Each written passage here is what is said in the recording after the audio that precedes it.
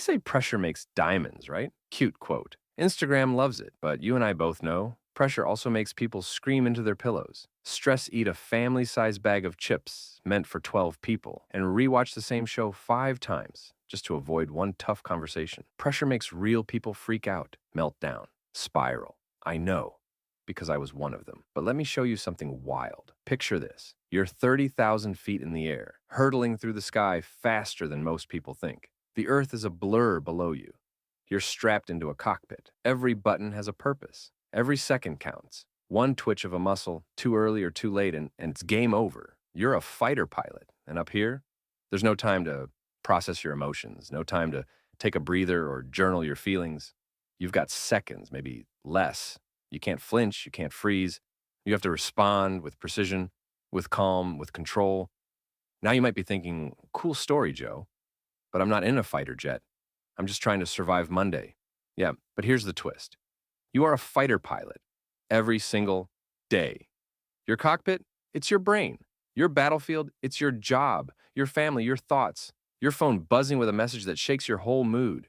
That moment when someone says that one thing that triggers you and your body wants to go full soap opera meltdown, but you're standing in line at Starbucks. Welcome to the mental dogfight. And most of us, we're flying blind. I was too. I didn't grow up stoic. I wasn't born calm. I was the king of overthinking. I'd spiral over texts, rehearse arguments in the shower, panic if someone used a period instead of an emoji. I was emotionally twitchy, like a cat in a thunderstorm. One tiny thing goes wrong, boom. My whole day's off. My mood crashed and burned. Until one day, I stumbled across this interview with an actual fighter pilot. And what he said shifted my brain like an earthquake in slow motion. He said, "You can't rise to the occasion. You fall to your level of training." Let me repeat that. You don't rise to the occasion. You fall to your level of training. When everything goes wrong, your instincts take over. Not your dreams, not your vision board, not your favorite motivational quote. Your reflexes. And that hit me, right in the ego, because I realized I had zero mental reflexes.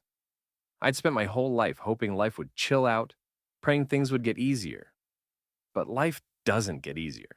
You just get stronger if you train for it. So I started doing exactly that, training, like a fighter pilot, but for the mind. Now, don't picture me in a helmet yelling Maverick into the mirror. This wasn't sexy. It started stupidly small. I'd pick one situation that usually made me lose my cool, like getting stuck behind the slowest person on the planet in the grocery store. That's where I began. I'd feel the heat rising in my chest, the urge to sigh aggressively, roll my eyes, maybe even send a mental insult straight to their ankles. But instead, I'd pause. I'd take one slow breath. I'd say in my head, this is training. This is the simulator. It wasn't about the cart. It was about me, my reaction, my wiring. Every slow checkout became a flight drill. Every annoying driver, another mission. Late text response, training, group chat drama, advanced level simulation. And slowly, things started to shift. Where I used to blow up, I now breathed. Where I used to spiral for 3 days, I processed and moved on in 3 hours and 3 minutes. Then, sometimes instantly, I was building mental reflexes, like a fighter pilot. And here's the magic.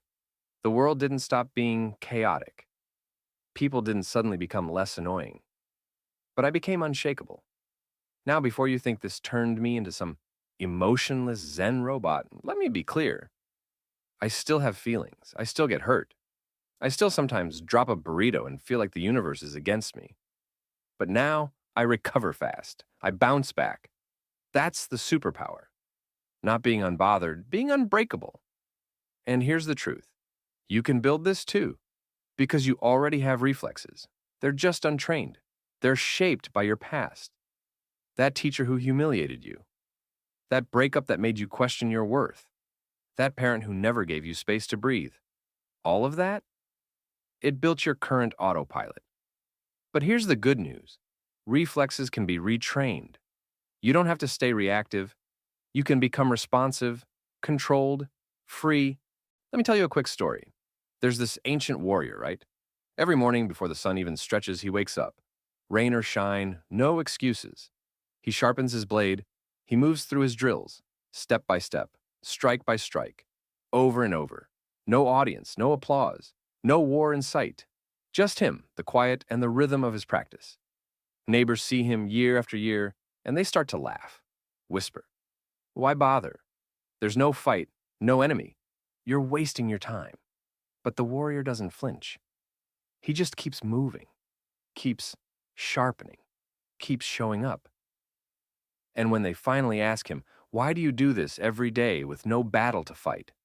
he smiles and says, "Because the day I'm tested won't be the day I'm ready if I wait to start then.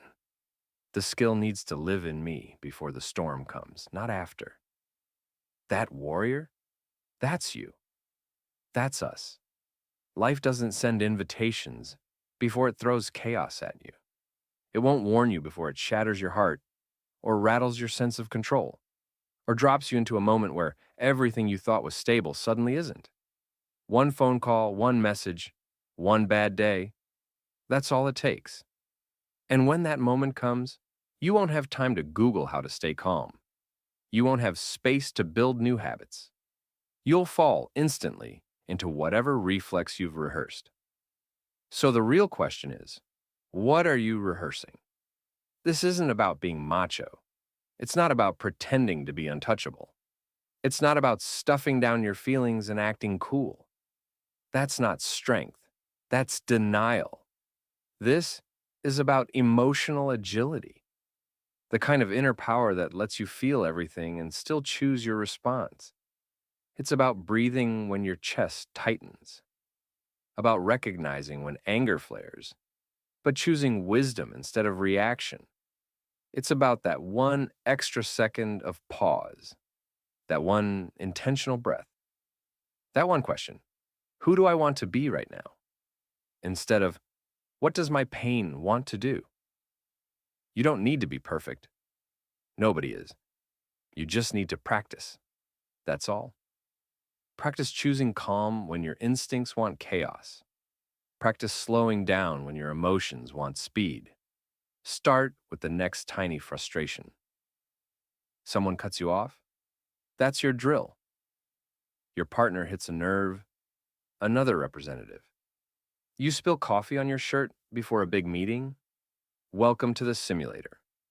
Use it, because every one of these moments, it's a chance to build your reflex, a chance to rewire your response, not through force, but through repetition, through grace, through kindness to yourself when you mess up. And believe me, you will mess up. I still do. I still snap sometimes, still react too fast, still get emotional over silly things. But now I see those moments not as failures, but as training opportunities, and I recover quicker. That's growth. And one day, when everything really goes sideways, when your life suddenly shifts and you're in the eye of the storm, you'll feel it. The world will be panicking. People around you will be overwhelmed, lashing out, breaking down. And you'll be still. You'll be clear, focused, calm. Not because it's easy, but because you prepared. You practiced. You trained when it didn't matter, so you could perform when it did. And someone will look at you and say, "How are you so calm right now?" And you'll smile, not out of arrogance, but out of quiet pride, and say, "Because I trained for this." You earned that calm. You built that reflex. And now, no matter how rough the skies get, you don't break, you fly.